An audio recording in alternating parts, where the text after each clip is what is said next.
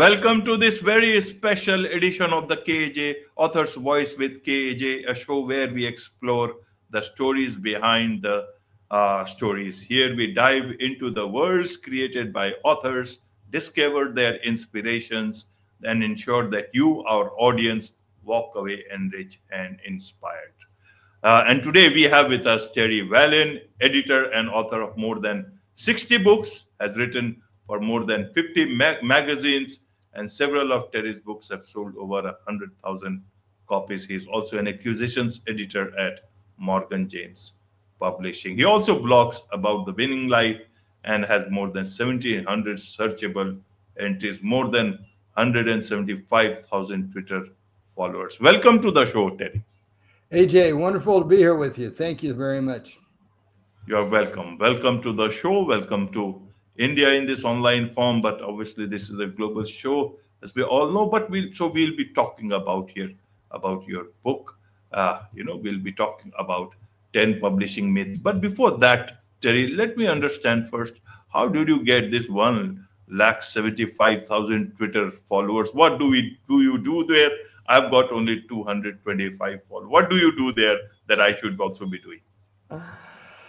Well, early on, I had a program that I was using to follow other people, and they followed me back. But that Twitter doesn't allow that program anymore. So that's how I grew my Twitter following back then to 100. I was really over 200,000 followers, but I've dropped back now to about 175,000 followers on X or Twitter. Right, Terry. So let's now, talk about your book, the book that you have, 10 publishing myths. What is this book about? You have written so much, and then you are talking about this myth. So tell us about this. What inspired you to, the story behind this particular book on myths itself, publishing myths? Yeah, AJ, I wrote this book because I talk to authors all the time, and I find that many of them have completely unrealistic expectations about their book and what they can or can't do with it. And from all the books that I've published over the years, I know that so much of the publishing process is just totally outside of anything that I can control. So I really tried in this book to help authors have more realistic expectations of what they can do, but also understand that there are some things that they can do themselves to actually be successful and sell books. I talk to authors all the time, AJ, and maybe they tell me that they build their following on YouTube, or they build their following on Facebook, or whatever. Well, I don't control Facebook or YouTube or LinkedIn or any of those other platforms. Those are what we call rented platforms. So you really shouldn't build your audience over there, because you could do something to violate their terms and get kicked off of there. So why do that? And so instead, I encourage authors, they have their own newsletter, they have their own website, their own blog, things that they can control. Build your site over there. Think about that when you start it as much as anything. Absolutely, Terry. So to understand this better about myths, talk about 10 myths. What is the first myth? I'm very curious to understand first myth that you have talked about in this book, and how are these authors surviving or living with so many myths at the same time, and you're still able to write? Well, many of them aren't surviving, I guess, would be the story. They're really not making money, and that's the first myth, is that I will make a lot of money with my book. Many authors just assume that if they write it, people will buy it, and that's really a myth, because they've pretty much proven that you have to hear about a book 7, 8, a dozen times before somebody says, "Oh, that sounds like a book I should buy." And so there's a process that people have to go through before they actually decide that they're going to buy the book. And my experience, my wake up moment in this area, AJ, was in 2007. Mark Victor Hansen, the co-author of Chicken Soup for the Soul, invited me to come to Los Angeles. I was a literary agent back then, and he invited me to come to Los Angeles. I took pitches from people at this conference, but there were over 400 people at this event, and so I sat there with all the other people and listened to all the speakers. At that point in my life, I'd written about 50 books for traditional publishers, and now I'd gotten advances. My books were in the bookstore. I mean, they were beautiful books, all that kind of thing. But publishers, sometimes once a year, sometimes quarterly, will send you a statement about how your books are selling, how they're doing. And all of the statements that I were getting were in the minus category because they weren't selling at all. And so during that conference, it was like I'd been asleep and I kind of woke up during that conference because one of the speakers at that event was Jack Canfield, the other co-author on Chicken Soup for the Soul. Jack's written this book called The Success Principles. That's been a best-selling book. The very first success principle says that I will take 100% responsibility for my own success. Now, none of us want to take 100% responsibility. We want somebody else to do it. We want our publisher, our agent, our publicist, somebody other than us. But during that conference, I realized how little I was doing to promote my own books. I mean, I had a terrywhalin.com website, but I was really doing nothing else back then. And so I decided that I was going to take 100% responsibility for my own success. And so I changed. I started blogging. That's why there's over 700 entries in my blog. I blog every week about the writing life. And about a year ago, I found an article that said that I was one of the top 27 content producers out there, along with Seth Godin and Ryan Holiday and people like that. I mean, they say there's over 600 million blogs that are out there. So there's a lot of different competition for that. But they chose me as one of the top 27 because I've been consistent. I blog every week. I get my information out there. So those are some of the things that every author needs to do. Their consistency, their persistence, their growing their audience. All those things are skills that all of us need to really learn to use to get our books out there.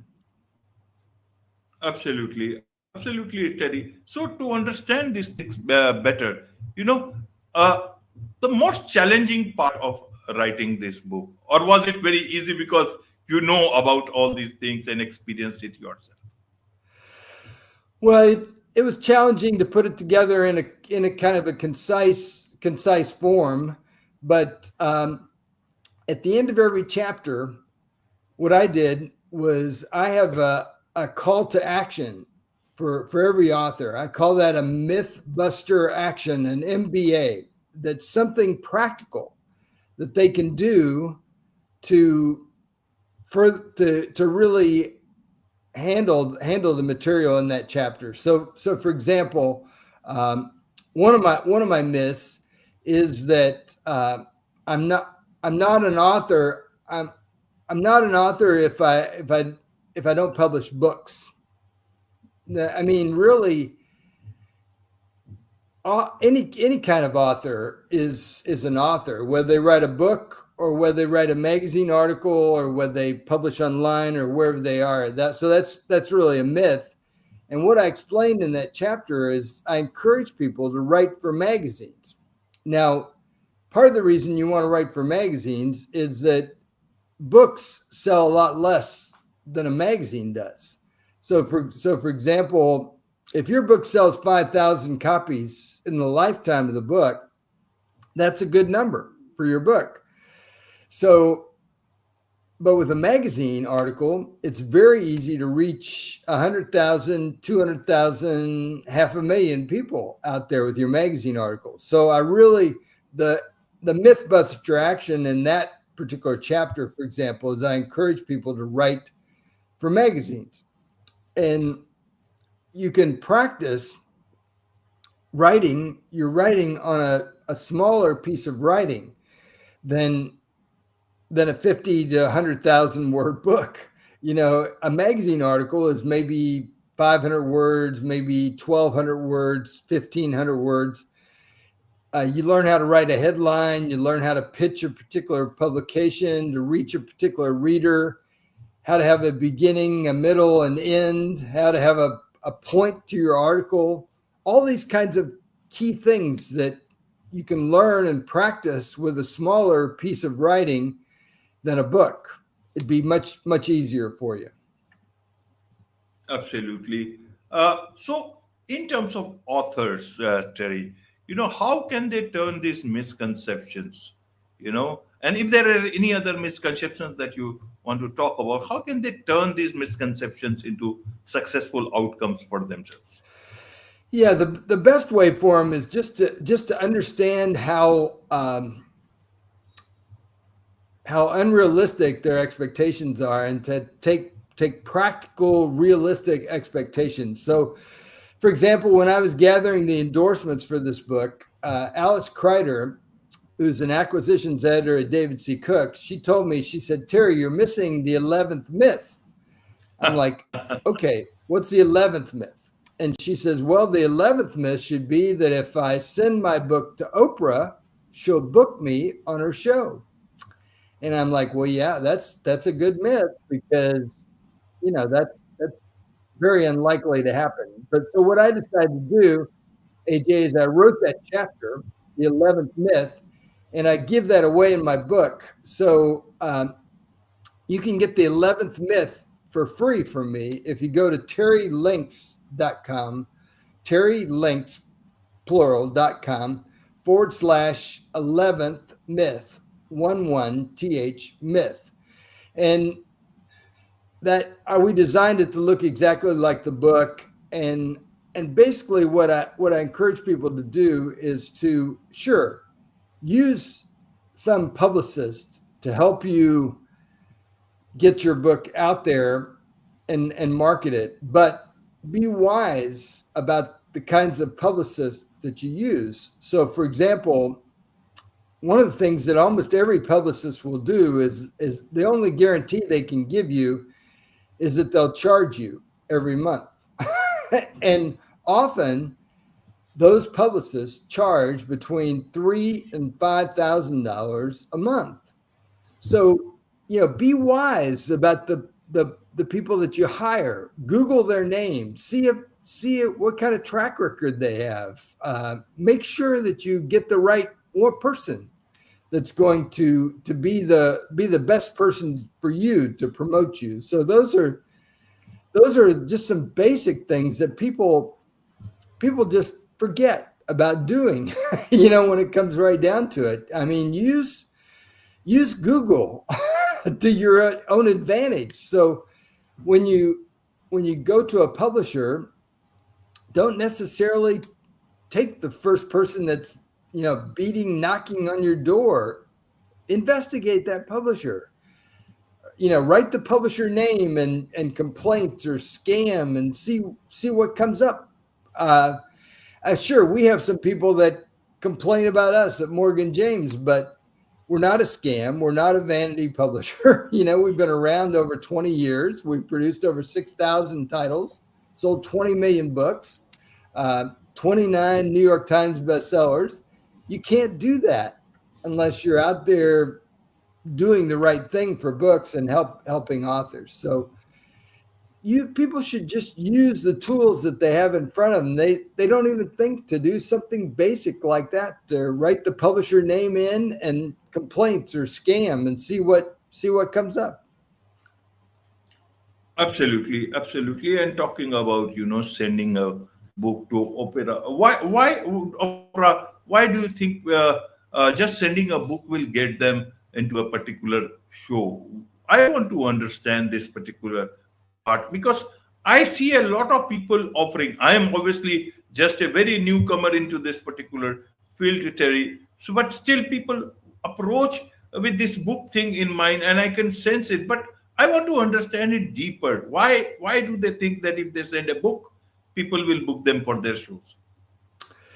Well, they mail a book and they think that that's going to be the door opener to be able to get them on the show. But the reality is places like that receive thousands of books. And so you've got to have somebody to introduce you really to Oprah to be able to get to her. It's much more complicated than just mailing a book to somebody. And if you mail a book, you can certainly do that. But what's your follow-up plan if you mail a book? How are you going to get back in touch with them? What are they going to do with it? Are they going to do anything? Are you going to check in with them to see what it is?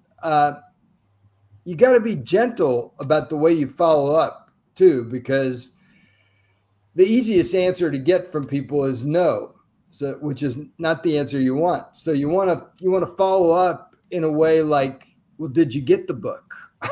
Did it arrive? That's a question they can answer. And so you want to be careful about how you do those things, but be building those relationships with people, because it's those connections that really, in the long run, for you will pay off. Absolutely, absolutely. And you talked very well about the publicist. Means, to be very frank, Terry, I really like your approach, the way you approach uh, podcasts and all. And it brings that authenticity. You know the person who is writing to you, who is talking to you. There are no middle person. Not that PR agencies are bad; they do their own thing. But when I talk to you, I feel much more connected, much more that I'm dealing with an authentic person, that whatever the message is, that will be directly sent and understood. Coordination will be perfect. There will be no person in between, diluting that conversation. And then you become a part of your success. That, okay, Terry is there, this is our second show together, Terry. So you become a part of your success, and that is where you want to open up, give up as much as you have for the success of your guest, knowing that this person is authentic, and that that person truly deserves it, that they are also being a part of the mission that you yourself have, to bring that knowledge, to bring that understanding, the wisdom to the world in whatever way. Because why you mentioned very well about publicists. Some of the publicists I've seen is that, and some authors, representing some authors, is that not that they are bad, but they do not follow up in the way you will follow up. And several cases, what has happened is, especially authors must look at how they are being represented by the people they have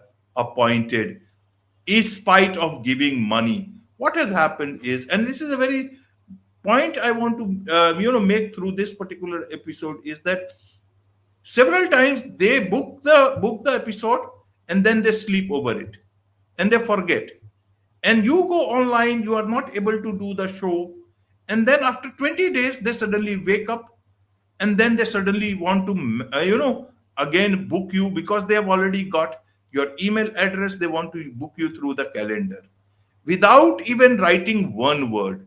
For me, my policy is steady: simply blacklist them, Sure. not the author, but the agency. But how do I don't know the agency, I don't know the publicist, I have to block the author. In that sense, it is blacklisted, and the author loses out on this opportunity. They have to be equally involved into what their publicist or agency is doing at every stage. They just don't know how many times they are getting blacklisted. Nobody wants to waste their time on such people. If you have not done enough homework by getting the right people for yourself, spending money over there, we are doing it free, you are not the right person for me. That is why I wanted to make this point. Several authors, I will not, because I've already wasted time on them, Terry, by coordination, by preparing, by waiting, and suddenly they have ghosted.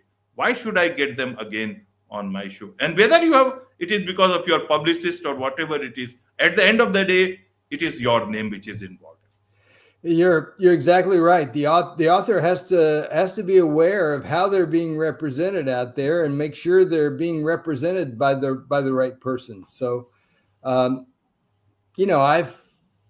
found that true with agents. Even AJ, I've fired some agents through the years that have represented me because they haven't really done the work that was necessary to get the book out there. I had an agent, for example, I wrote a really great proposal for him, and his response to me was, well, everybody rejected this, Terry. They all passed on it. I'm like, well, okay, who passed? Oh, everybody. They all passed on it. Well, if this guy was really legitimate, then he should be able to send me the rejections because that shows that he actually did the work to get the stuff out there. So there's all these little ins and outs that are very important. The details are important. The relationship that you build with these people is important. And that's part of why I wrote this book, 10 Publishing Myths. And I really try to make it easy, AJ, for people to get the book because they can get it from me if they go to publishingoffer.com. publishingoffer.com. They can get the book from me for $10. And that includes the shipping and along with over $200 worth of bonuses. So I'm really, really eager for people to get this kind of practical information and have the right kind of expectations for what's going to happen with their book, because there's just a lot of the processes is totally outside of our control as authors of anything that we can do. So one of the myths, for example, is that I say your publisher will market and sell your book. Well, sure, it's really true. Your publisher is invested in your book and they're going to do something to market your book, but you're the best one to market your book because you're the person that has the greatest passion and desire for your book, where your publisher may have lots of other books that they're promoting or trying to get out there. So you're the best person really to be out there in front telling people about your book. When people forget the Chicken Soup for the Soul guys, they were rejected over 140 times before their book ever got published. And they finally found a little publisher in Florida to publish their book. And they told their publisher they were going to sell 1 million books in the first year. And their publisher laughed at them because at that point, they'd never sold 1 million copies of anything. But those guys, Jack Canfield and Mark Victor Hansen, practiced what they call the rule of 5. They did 5 things every day to promote their book. So they did a podcast, a radio show, a newspaper article, a guest blog post, a book signing, something to promote your book. And it took them 1.5 years to sell 1 million books. And now those Chicken Soup for the Soul books are some of the most accepted books that are out there, prolific books that are out there in the market, those Chicken Soup for the Soul books. But it's because they launched it properly and they worked at it real hard to be able to get their book out there. And that's the kind of work that all of us as authors have to do if we really want to get our book out there and really achieve the kind of success that we would like to have. Absolutely. Well put, Terry. So, in a nutshell, at the end, What key message do you want readers to take away from your experience as an acquisition editor, as an author, as a successful uh, writer, and in terms of also from this book itself, Terry? Yeah, I guess the key message is that back to that story I told you about Jack Canfield and the success principles. I want every author really to take their own responsibility and understand that it's their efforts that they have to make every day to be telling people about their book out there. And there's a lot of different ways to do that. My friend John Kramer's written this book, 101 Ways to Market and Sell Your Book, which is a big, thick 700-page book with lots of ideas. So find your own path. There's not an exact formula to get a bestseller, because if there was, every book would be successful. So it takes a lot of experimentation to figure out what's the best path for you. But that's what I encourage authors to do, to really be out there experimenting, trying to find what's really going to be the right path for them to be able to take off and sell their book. Absolutely, absolutely. With this, it's a wrap on this very special edition of the KJ, the author's voice with KJ. And don't forget to subscribe and share this episode with fellow book lovers. Stay tuned for more such inspiring stories from incredible authors. Thank you once again.